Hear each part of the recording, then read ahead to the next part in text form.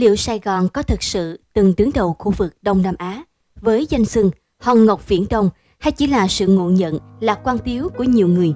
Điều này luôn là chủ đề gây tranh cãi trong suốt nhiều thập kỷ qua sau khi đất nước thống nhất.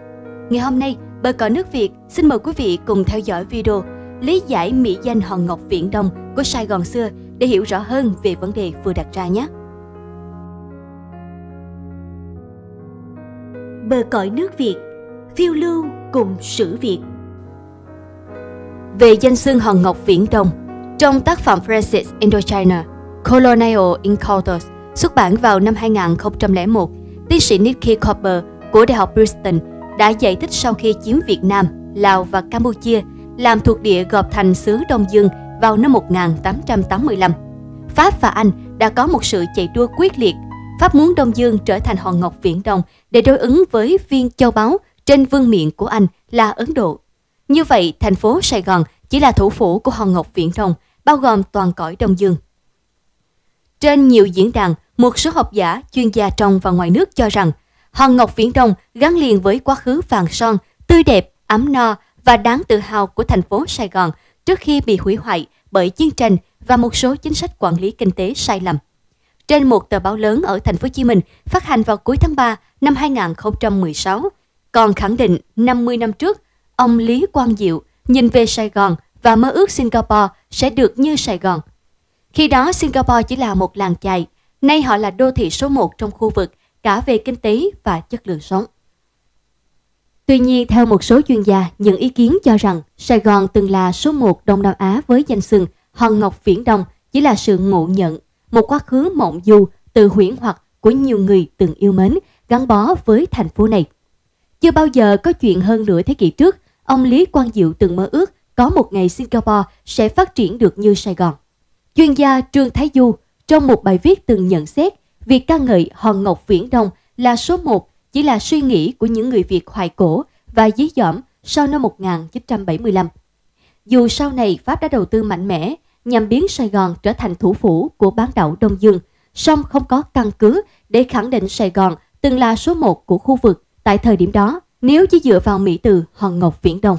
Ông Du dẫn ra số liệu thống kê của hai giáo sư kinh tế học là Jean-Pascal Bassino và Pierre Van der En về tổng thu nhập quốc dân, tức GDP của các nước Đông Nam Á từ năm 1913 đến năm 1970.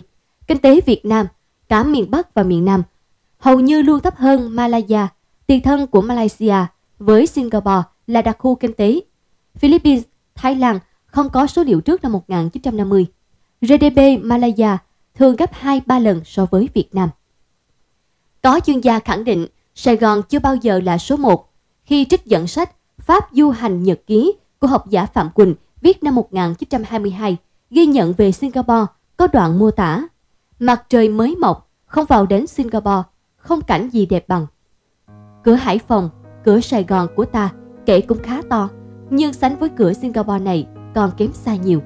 Bến liền nhau với bể, chạy dài đến mấy nghìn thước, tàu đổ không biết cơ mang nào mà kể. Xe hơi ở Singapore thật không biết cơ mang nào mà kể hết, nào xe riêng, nào xe thuê, cả ngày chạy như mắc cưỡi. Vào đến Sài Gòn, thấy xe hơi chạy đường Katinat đã thấy làm nhiều, nhưng xe hơi ở Singapore lại còn nhiều hơn nữa. Và ở Singapore, đường phố nào cũng như đường Katinat hết thảy. Những số liệu trích dẫn trên chứng tỏ rằng Sài Gòn chưa bao giờ đứng đầu khu vực Đông Nam Á, và danh xưng hào nhoáng Hòn Ngọc Viễn Đông thực chất chỉ là nhằm quảng bá du lịch. Nhiều ý kiến cho rằng sự tôn vinh Sài Gòn là Hòn Ngọc Viễn Đông mang yếu tố tâm lý của du khách phương Tây ngày ấy. Theo kiến trúc sư Nguyễn Trọng Huấn, sau chuyến hải trình kéo dài cả tháng trời trên biển, từ hải cảng Marseille, miền nam nước Pháp qua Địa Trung Hải, xuyên kênh đào Suez, vượt Ấn Độ Dương, sóng to gió lớn, lách qua eo biển Malacca vào vịnh Gần Rái, không khó để suy ra tâm trạng mệt nhọc, buồn chán của khách lữ hành. Cả tháng ròng chỉ thấy trời và nước. Khi trạng thái rã rời đã lên đến đỉnh điểm mà phải theo sông Lòng Tàu xuyên qua rừng ngập mặn Cần Giờ của xứ nhiệt đới vốn xa lạ với nhiều người châu Âu. Trong tâm trạng cùng cực của cô đơn ấy, cảm xúc của du khách bừng lên mãnh liệt khi một thành phố Sài Gòn mang đường nét phương Tây xuất hiện đột ngột trước mắt.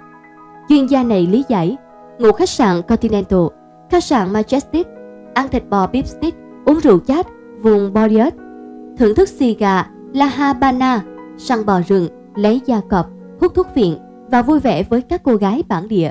Đối với đám thủy thủ tàu Viễn Dương và đám thực dân đến từ vùng Viễn Tây, Sài Gòn được ngợi ca là hòn ngọc Viễn Đông thì đâu có gì lạ. Và cho dù có hay không có chuyện Sài Gòn từng là hòn ngọc Viễn Đông, thì giờ đây Sài Gòn vẫn đang vươn lên mạnh mẽ dưới sự lãnh đạo của Đảng và Nhà nước. Hy vọng trong tương lai không xa, Sài Gòn sẽ thực sự là một hòn ngọc Viễn Đông để cho cái danh xưng ấy không còn là sự ngộ nhận nữa. Trên đây là những ý kiến do Bờ Cỏ Nước Việt tập hợp được. Mọi người cảm thấy thông tin vừa rồi như thế nào? Hãy để lại bình luận bên dưới nhé!